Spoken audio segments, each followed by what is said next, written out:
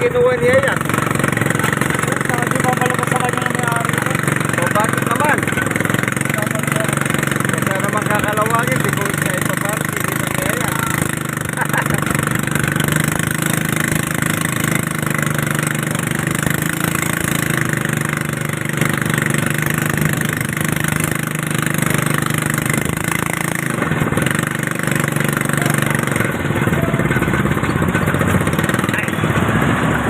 Velasquez Street na po ito.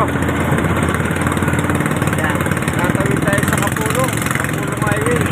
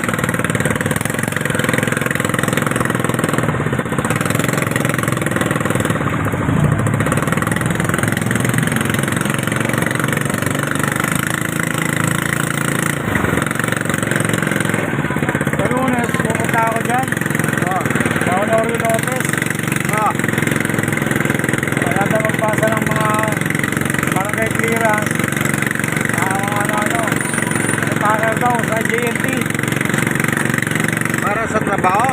Oo, malapit. JNT, yung mga nag-deliver. Oo. Mga nakapula. Ikaw gagawin mo lang sa loob ka lang. Oo, sa may Norio Lopez. Babalot-balot ka lang doon. Oo. Ano sabi nila? Pupunta ako nga Lunes eh. May nag-send sa akin, tanggapan daw. Oo, matagal na ano kanya lang. Yung araw, ewan ko ba't hindi sila tumatanggap, hindi sila tumatanggap eh. Nandito na po tayo sa Bitas na po ito, Bitas Street. Kasi nung araw pa alam ko, pinagbawal nila yung mag-apply doon. Matagal ko na sinabi sa inyo eh. Bawal? Oo, Bakit? ewan ko sa kanila. Di ba sinabi ko na nga sa iyo yan, pati pari mo. Magpunta kayo doon sa Norio Lopez ka ako. Delivery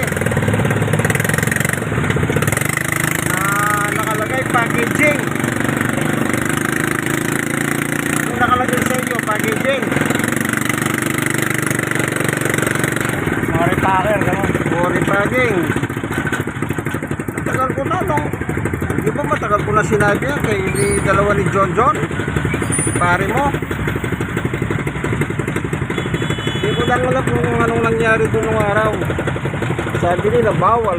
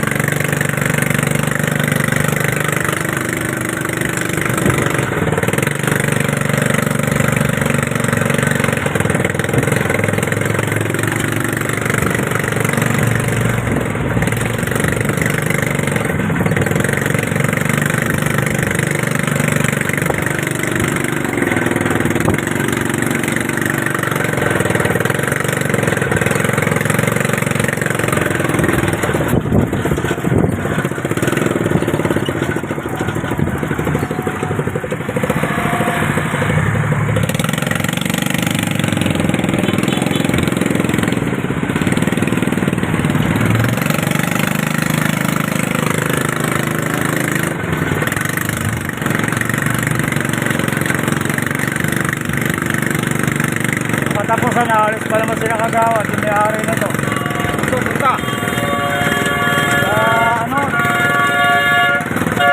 Dipolog. Sumama ko sa kanila. Ang lagay kayo lang umalis ka mo.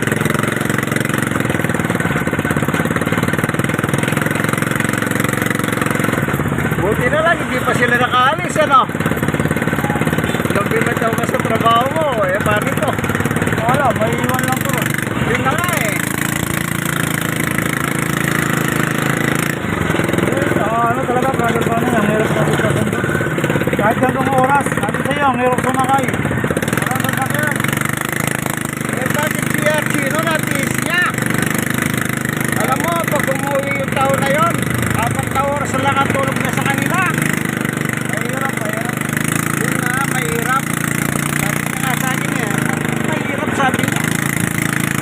Eh, buti nga, may pas na yung kapitbahay nila na may motor. Nakatulog sa kanya yun. Kaya nga yun ang inaano niya, kaya sa kanya, madali lang. Pero nagsakripisyo rin na, baka akala mo, nagre-reklamo din sa akin nun. Okay. Sabi niya, hirap pa niya. Isipin mo, 4 na oras lang yung tulog niya. Oo. Tapos alis na naman siya. Oh, mahirap nga niya sa akin, pero tinis ko. Eh, buti nga, na-emer siya na ipas na kapitbahay na may motor. Eh, malaking bagay sa kanya yun. Ito na siya. Ito kaya itong manugang ko yung asawang ito. Naghanap daw din yung amo niya ng babae. Yung amo ng babae naghanap din na rin packer ko sa kanila. NBI lang daw ang kailangan. Kaya hinihintay ko lang makausap niya eh. Ah, Kaya sabi ko, meron papasok agad ako ng manugang ko. oo. Eh, magpapasko pa naman. Hindi na ano yung mas malapit eh. Sobrang layo eh. Tagtag ako sa biyahe. Malayo talaga yun. Pero mo, naka-assign ako, alas 6 ng umaga. Alas 4, gising na ako. Wala pa palang kay Larte ganong oras. Wala. 5 pa naman, 5:20 pa. Oo. Kaya ginawa ko, bumaba ako. Sakay kagad ako papuntang monumento. Pagbaba ako sa monumento, sakay akong biyaheng Muñoz. Oo. Sakay na naman uli ako ng bus. Putang ina.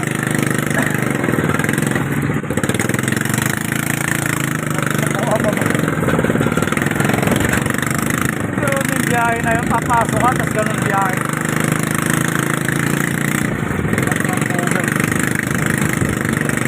Nasa permanent housing na po tayo. Barangay 128, Zone 10. Subdivision, sabi mo. Mahirap talaga yung lugar na yon, sabi nga ni Ate.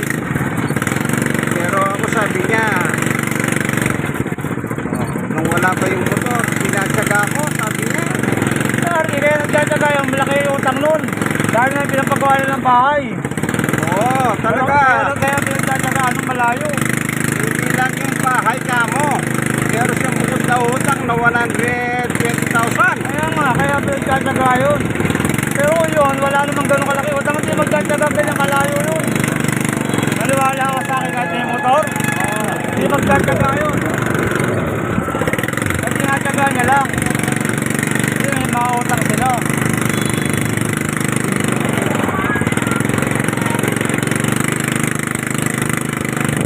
Eh, nakalahati na rin yung utang nila kahit pa paano. Ganun talaga. Masasagpan, matatapos din yan.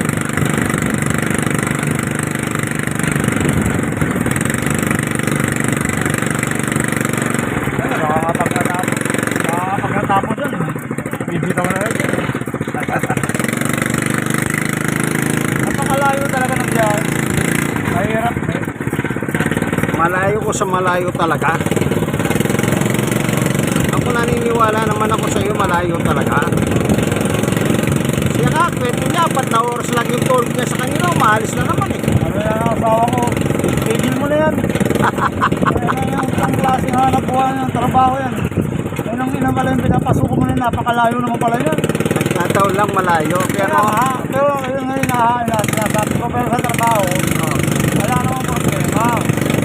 Wala namang problema, kaya naman yung trabaho. Ang inaano mo talaga sa portensyo, yung pag-uwi, yun, hindi ka na makakasakay ng ilaki, sakto lang mamasahe mo. Eh, ba't hindi mo kaya ginamit yung bike mo? Hindi, brother, hindi kaya yun. Napakalayo mo. Kasi naisip ko, ba't hindi kaya siya nag-bike ka ako? Ipapayos ko pa yung bike na yun, ipapayos ko pa. Hindi pa pwede sa ganun ngayon yan. Hindi mo pa kaya? Hindi, ibig sabihin yung bike ko wala sa kondisyon nga para gamitin ngayon yun.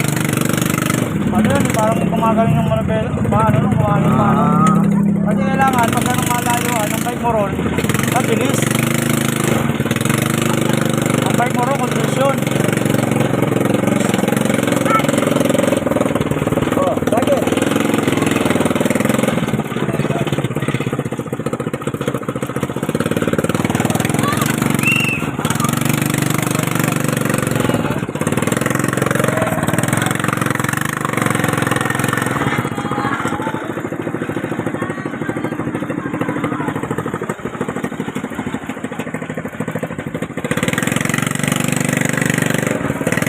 Pumunta ako sa inyo kanina. Bago manangali. Kaya lang, sabi ng nanay mo, kalalabas lang. Hindi na kita hinintay. Kasi wala sila, Kuya Romy. Yung ba sinabi ko sa inyo hindi ko makakapunta? Sinabi mo ba? O hindi? Sabihan ko. Commander Gas, Sabihan ko. bibili nila ako dito sa kanto. Sinong nakausap mo? Sabi nila, sige, paglakad sa Pilipinas. Lagi na naman tayo sa minsan.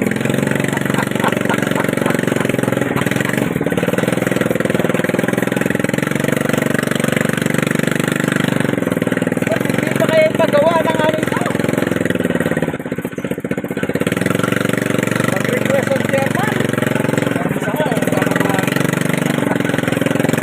Wala lang nagagawa.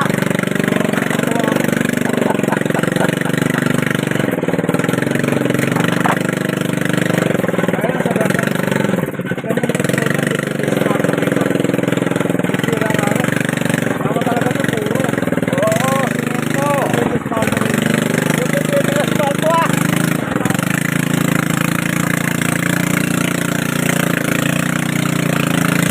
Kaya ako, hihina na yung kabayo.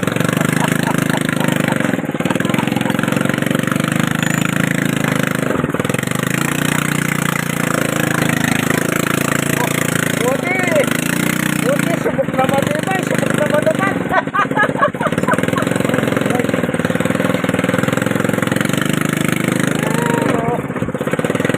O sige, sundin mo ako mamaya ah. Kaya nga, sige. Pagka tayo kay Archie, doon mo ko yan mamaya, doon na Archie. Sige na. Kano kayo punta na lang sa akin, maglakad tayo. Para makapunta naman ako sa kanila. Gagawin natin, pupunta muna tayo sa amin, iiwan ko muna to.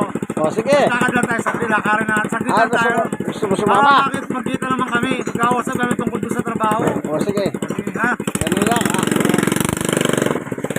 pero uwi muna tayo ha. Pagkasakay mo, iuwi muna kita sa akin. Ano, Pag nabalik, maglalakad tayo. alas 6 ah. Tsaka ka sasakay dito. O, ano? Punta tayo sa kanila ha. Tama ka.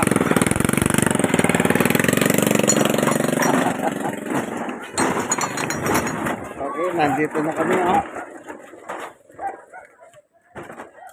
Ito na ba, papasok na tayo dito.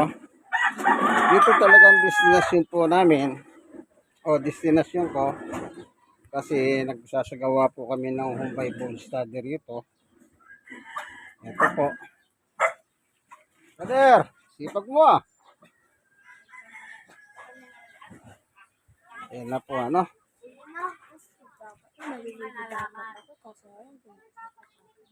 Oh, nilaligo ka siya ng maaga. Dito tayo, ang ganda. Oh, bagong gawa. Ayan po. Ang garden. Ang tawag po dito, paradise site. Kung mapapansin ninyo, Marami pong tanim na gulay. Maganda po yan kasi naguhulan ngayon. Tama-tama. Ayan o, kalabasa. Ito ang palaya. Ayun, may bunga na. May ebidensya na.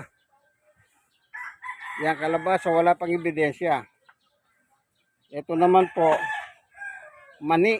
Mani yan. No? Yan. Ito naman yung ginugulay oh. Yung kulay yung pula. Yung stem. Yung, ang ganda ng palaya oh. Dahil nakatikim ng ulan. Ito po mga sa Texas. Ito po yung mga saluyot na sinlaki ng taho. Kung hindi lang po pinuputol ito dito, kung ayan lang nilang lumaki. Kaya ngayon hanggang dibdib ko na po eh. Sa totoo lang, ang taas po nito hanggang dibdib ko na. Kung hindi lang nila pinuputol yan, sigurado sinlaki na ng taho. Ganyan po yung saluyot na yan. Parang giant saluyot po sila.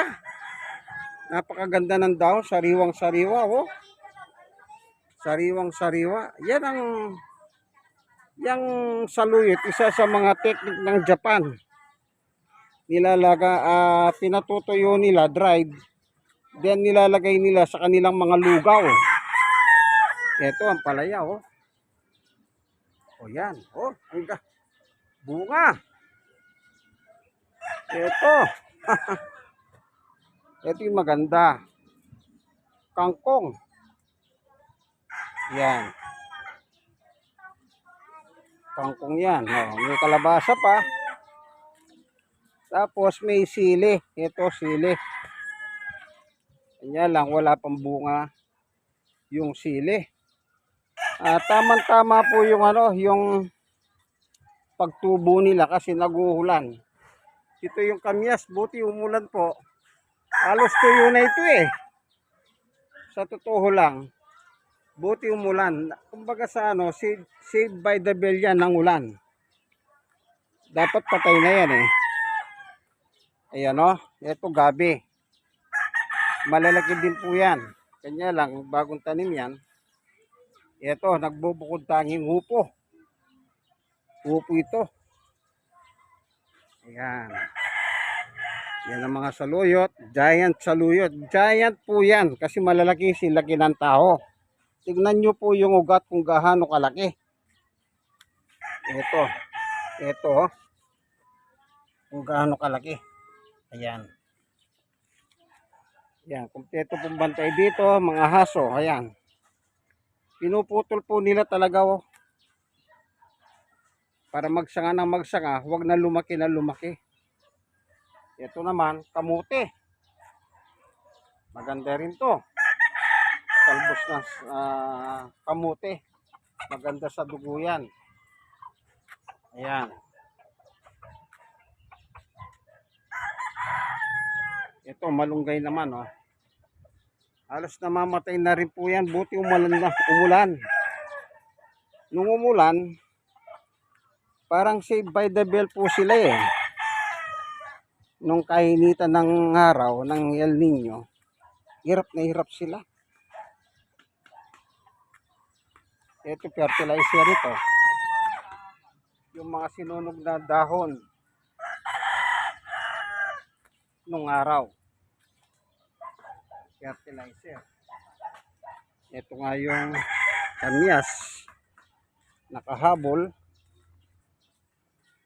Ayan. Ito naman yung mga sitaw. Ayan, may bunga na. Ayun, nakita ko na yung bunga. Sitaw naman po ito. Kanya lang ito, hindi sitaw ito. Kulay morado yung stem niya. Hindi ko alam kung anong tawag dito. Sa Kapampangan, bule. Ayan, ganda ng kamuti oh. Gandang magtalbos. Araw-araw. Ito naman mga sili. Ito giant saluyot.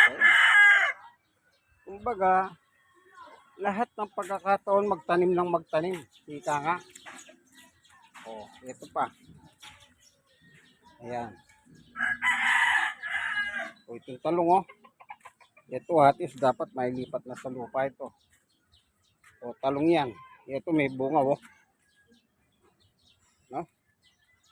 Ayan. Saluyot. Papaya. Bansot ang papaya. Bansot.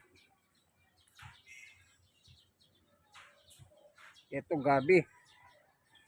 Yan, patola yan. Patola.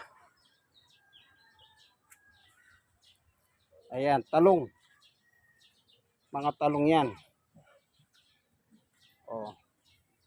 Ito, gabi. Ito yung patola. Ayan. Patola yan, no? Yung papaya, mga bansot, parang dwarfs ito eh. Namumulaklak, oh. Ayan. Mga sili. Ito, sayote, sayote. Ay, sayote. Ah, patola, patola. Hindi sayote, patola. Ayan. Ito naman, okra ito.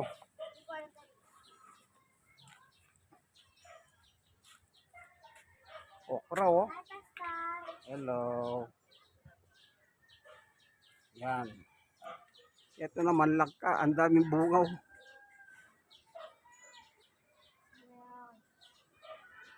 Palagay ko na hindi lahat lalaki ito kasi nung araw po nagsimulang magbunga ito, taginit eh. Kahit nagulan ngayon, kita nyo, tingin ko lang baka hindi lalaki yung iba dyan. Kumbaga nabansot nga sila. O ito. Ito, sitaw ito. Malusog ang lupa rito. Ano po ito eh? Fertilizer ito. Itong pinagtaniman ni Tatay Ogos. Fertilizer. Dito po siya gumagawa ng fertilizer. Sinusunog niya po yung daon ng mga halaman. Yan lugar na ito pinagtaniman niyo yan. Pansinin niyo yung mga huli mo. Yan, oh. Kaya fertilizer yan. Ito naman yung atis. Yan, naisalba rin yan kasi nga umulan. Itong atis, mamamatay na lang yan eh. Kasi nga po walang ulan. Ayan o. Swerte sila, nakahabol sila sa ulan. Ito. Ayan o. Halos mamamatay na lang itong mga talong. Naulanan sila. Yan, suwa yan. Ito, nakikita nyo ito, suwa. Ayun, hindi lang alam kung anong lahi ng suwa yan. Ano po, yan. Yung papaya, dwarfs. Ito nga yung patola. Pag nagsimula ng magbunga yan, ganun po yan, ano? Pag nagsimula ng magbunga yan, sunod-sunod na. Kumbaga,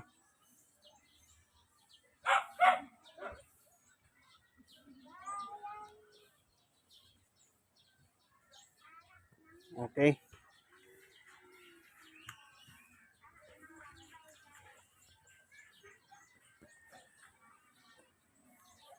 Yung may bunga oh. Yung talong. Ayan oh.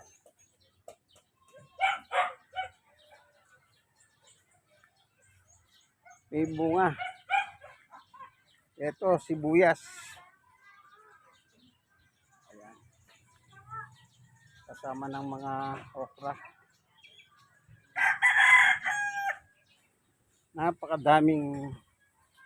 Napakaganda rito, malawak ang lupa. Kaya tawag po nila dito paradise. Ay, ito, kawayan. Pero maliliit lang, hindi yun lumalaki. Oh. Kung nyo mapapansin, ito, santol.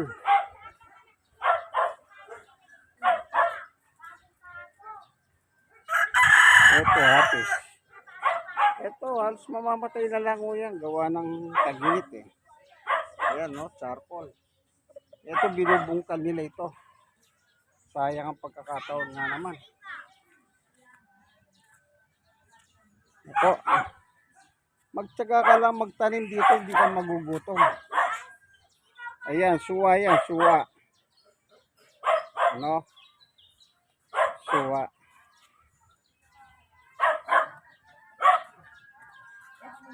Ito naman yung mga sitaw.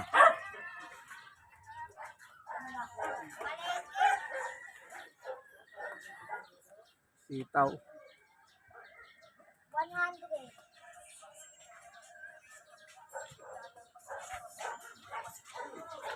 Ito, pag Christmas star. Yan. Oh, ang ganda na po.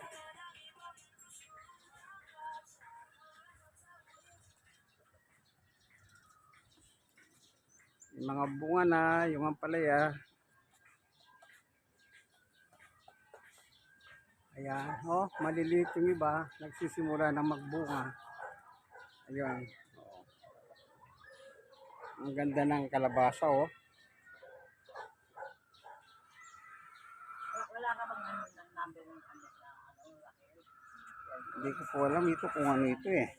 Ito lang ang hindi ko kabisado kung anong alaman ito. Itong damo na ito.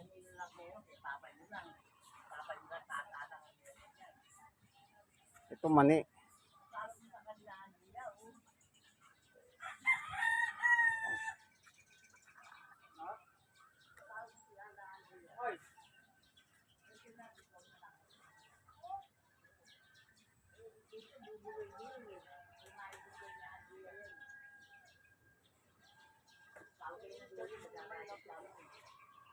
Search mo na yan. Search mo na pag dumating ang sino. Search mo na. Ayan. Dito po kami nagkakawad ng Bible study. Search mo ni sino. Ano? Ayan.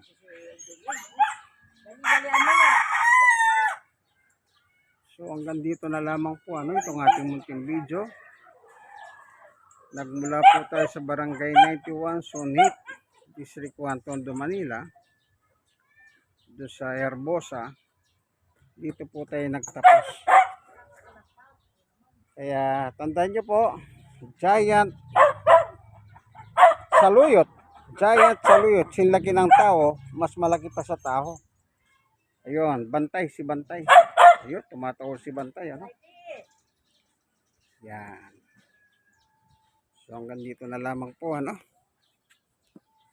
Yan. Ako po ang inyong kaibigan kay Jesus, Brother Manny Bautista. God bless us all po. Bye!